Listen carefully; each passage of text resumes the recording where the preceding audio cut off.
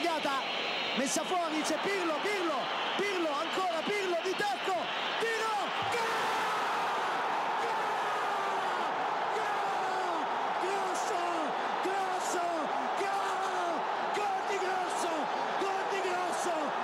Grosso, manca un minuto, gol di Grosso. Hello and welcome to the Milan Talk podcast. I'm your host Samit Paul, and it feels good to say we've got another win on the agenda tonight. Milan will take a commanding lead into the second leg of their Europa League last 32 tie against Ludogorets. Goals from Patrick Cutrone, Ricardo Rodriguez and Fabio Borini scored a 3-0 win in Bulgaria, and that naturally puts us in a very strong position moving forward. Positives and negatives to take away from the game. Obvious positives are that we've taken 3 away goals from the game, we've kept a clean sheet, and for many now, that is job done. We should be in a position now to advance to the next stage, barring an absolute calamity at home. Negatives, I would say, either side of half-time. There were periods of play where we kind of sat a bit too deep.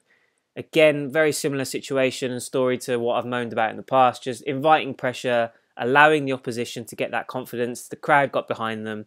They hit the woodwork at one stage as well. The pressure was building on us, and maybe against better opposition, we could have been made to pay for that. But fortunately, we didn't on this occasion. And you've got to look at the result and the performance overall. And I'd say it's very professional. And like I said, 3 away goals, clean sheet. You can't really ask for more. So happy and very much content with what I saw tonight. Many more positives than negatives to take away from it yet again. Manager rating out of 10, I give Gattuso a 7. I think he's organised the team well tonight. Put out a strong team. Clearly he wants to get the job done in the first leg, and that kind of played out to his much to his delight, I'm sure. But crucially, I think there was one decision in the game that he deserves particularly credit for, and that was a decision to take off Abate in the second half and bring on Rodriguez, switch Calabria over to the right. I'll go on to the player ratings in a minute, but I don't feel Abate had a great game at all, especially with that yellow card, and then he almost gave that penalty away, barring that offside flag. I think that was a great move from Gattuso to act so swiftly as well after that. So 7 out of 10 for Gattuso, and another great game for him on the sidelines. On to the player ratings, starting with Donnarumma, I've given him a 6 out of 10. I don't think he really looked that comfortable overall. There was some deliveries into the box he didn't deal with great. Elected to punch again a lot when he probably could have caught a few. Again, looked a little bit shaky in possession with the ball at his feet, but overall didn't have a great deal to do. So on that basis, I've not really been too harsh on him. I've given him a 6. Ignacio Abate unfortunately gets a 5. I think he struggles from the outset with Misijan's pace, and then with Lukoki moving onto that flank. They sort of interchange with each other. Abate had a real problem dealing with that pace. They just continually targeted him after he got the booking as well. Did use his experience well at times. There was an instance where they got him behind Bonucci and Romagnoli, and he was there to sweep up. So you kind of look at that and look at his experience, and there are moments in the game where he does make an impact, but ultimately, just even with someone like him who's always prided himself on having pace, caught out too often defensively, and hopefully we'll see Rodriguez at left back and Calabria moved over to the right on the weekend. But yeah, a 5 for Abate on this occasion. Bonucci gets a 7 out of 10. I think it's another strong performance from the captain. Did well to kind of marshal things and organise things at the back. Kept things tight, didn't really give anything away through the middle. Again, as always as well, with his passing up the pitch, always key. With Biglia not doing a great deal in that regard, Bonucci kind of steps up and does that. So, decent performance from him again, so I've given him a 7. Romagnoli gets an 8 out of 10. I think he deserves a higher mark than Bonucci because, for me, I don't remember any single situation in that game where he put a foot wrong. Constantly breaking up play, interceptions, well-timed tackles, just constantly on the ball, just always alert to the danger, and obviously with his calming influence in possession as well, I think he did a great job on that front. So for me, constantly improving and always delivering now. Gattuso mentioned in his post-match interview that he's one of the strongest defenders in Italy, and on the basis of his form this season, you've got to find it hard to disagree with that assessment. So again, Romagnoli, another great performance. He's becoming very consistent now as well, which is great to see, and fingers crossed he can continue this for the rest of the season and prove that he is indeed the strongest defender in Italy. But another great performance on this occasion. Davide Calabria gets a 6. I think he struggled early on the left flank. He has done well there earlier this season, so it was a little bit surprising to see him kind of struggle defensively on that occasion. But ultimately, I've given him a 6 because he did a decent enough job considering the circumstances, and then obviously got switched over to the right where he did a decent job there as well. So overall, I'm not too critical of Calabria. I think he did okay, so I've given him a 6. On to Frank Kessie in midfield. I've given him a 7. I think he started the game a little bit slow, but he improved as it went on, started to use that physicality. Those powerful runs came back and started taking on players and breezing past many of them. So really grew into the game, became a really important factor in it. And he was always going to be in an away game like this in Europe. His energy to cover the ground and everything is very crucial to us. So 7 out of 10 for Kessie. Happy with his performance. Obviously, we're going to miss him on Sunday, suspended against Sampdoria, so that's going to be a problem. But we'll have to wait and see how we cope with his absence and who can step in and do a job for us. But 7 out of 10 for Frank.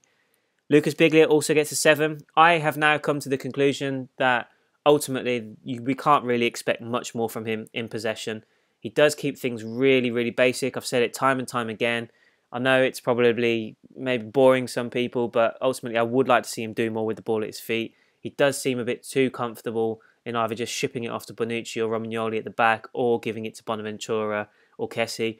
You could argue that that's his job. He's there to kind of just let other people take on the offensive side of things. But ultimately, I've given him a 7 because I do feel as though he did a great job in what he does best, and that is breaking up play effectively in front of the defence, providing that shield in front of the back line.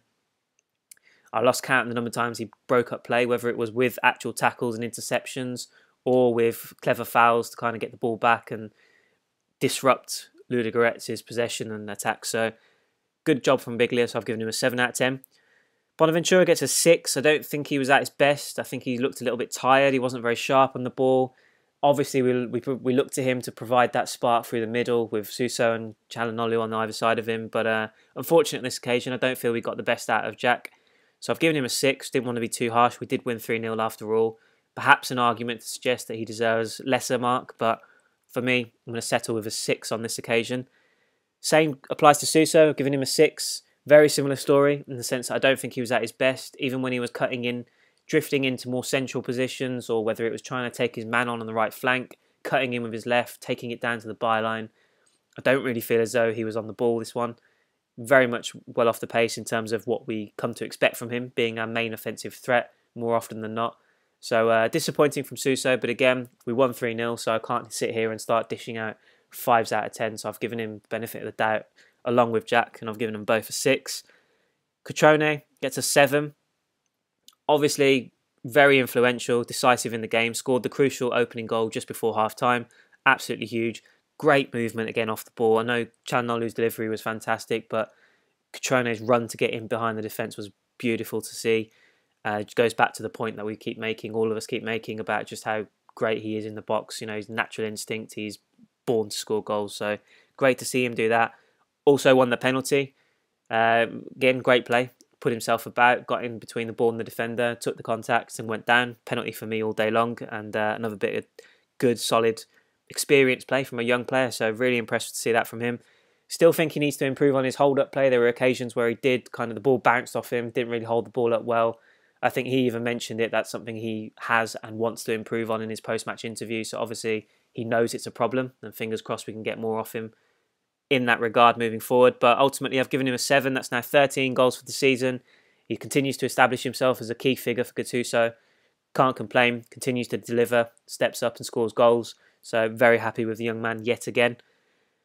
Calhanoglu gets a 6 from me. Great assist for the opening goal. Brilliant delivery into the box. Cutrone kind of glanced it in, didn't really need to do much with it. It was all about the delivery, so great from that point of view. I do feel, along with Jack and Suso, he struggled in the opening stage of the game to kind of get into it and influence it.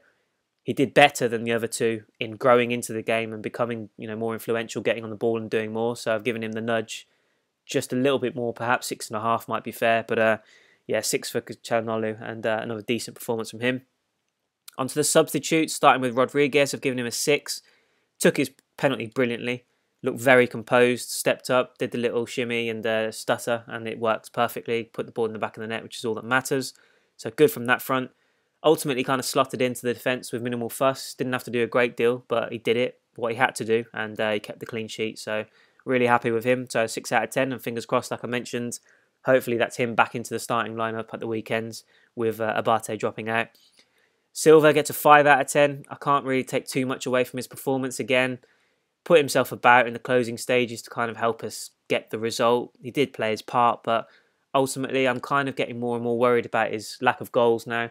It almost looks now that he's going to have a real slice of huge luck to end his barren run and get on the score sheet. So it is a concern. And again, like I keep mentioning, coming on for 10, 15, 20 minutes at the end of games isn't really going to help him, I don't think. But that's the situation he finds himself in with Cutrone in such good form. So 5 out of 10. I'm just praying that he can score a goal soon and get his confidence up. And hopefully we'll start to see more from him. Borini came on too late to get a rating off me. And cut-off point for me at 70 minutes. But great finish to kill off the game.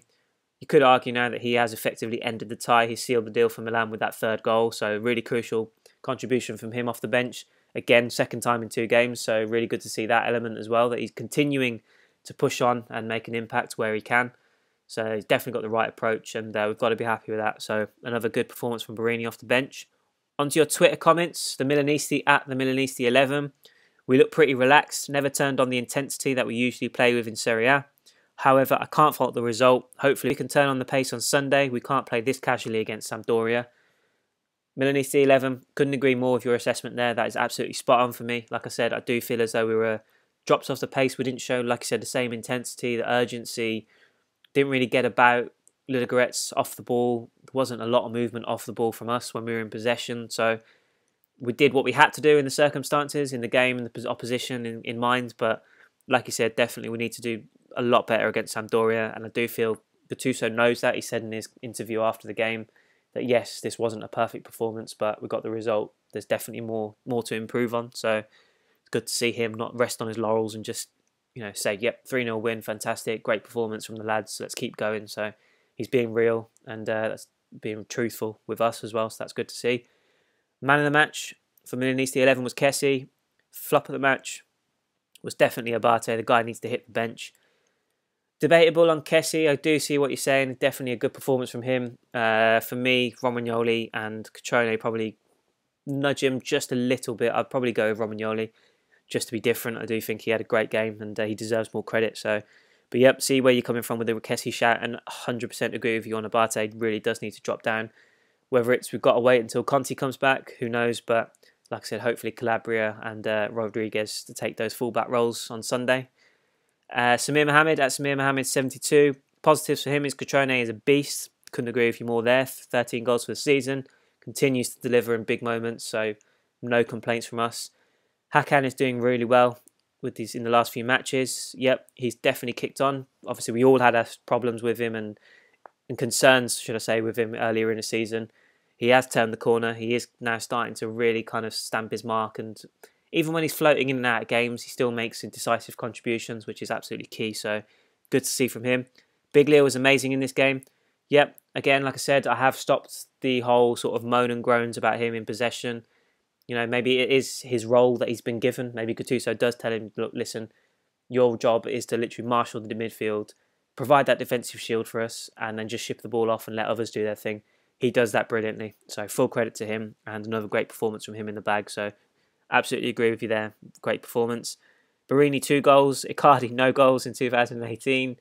Fabio, the man, continues to deliver off the bench, and more goals that he can contribute, the better. Of course, that helps the team, so long may that continue. Negatives from Samir. Abate straight up sucked. Couldn't agree more. Really was a bad performance from him, and like I said, whether it's a case of waiting for Conte to come back fully fit, or hopefully Calabria back onto the right, Rodriguez on the left, starting from Sunday, that has got to be the way forward with Abate on the bench. Suso, please do more. Samir adds, on this occasion, that's definitely a fair shout. It didn't have his best game, largely ineffective, and I think consistency continues to be a problem with him. We know how good he can be, how influential he can be for us, but there are games and runs that he goes on where he's kind of absent, so definitely consistency is an issue there. And Samir also adds, which I can't agree more with, is really poor first half. As I mentioned, and as did Milanisti 11, the intensity, the urgency, the sort of movement on and off the ball just wasn't there, what we've become accustomed to in Serie A in recent weeks. Whether that was the opposition, the game, take it as it comes, one game at a time. This is what happened on this occasion, but we need to get back to what we've been doing on Sunday for sure. Flop of the match was Abate for Samir. That's a fantastic shout. Yep, agreed with you on that.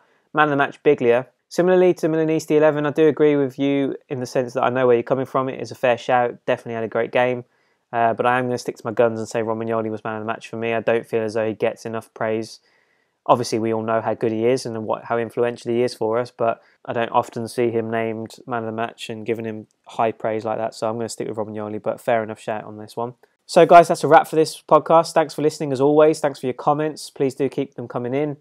I'll be back on Sunday for the Sampdoria game. Absolutely crucial game, that one. We've clawed our way back now into the top 6 contention, possibly even top 4 if we're being ultra optimistic. But the way that results are going, our form this year so far, we've put ourselves in a position now to really make a late charge and get in there. But Sampdoria just above us in the standings. We need to go out and get that result and really push on and stamp our mark on this season now. So fingers crossed we can continue this, and hopefully, like I said, we do need to play better than what we did tonight.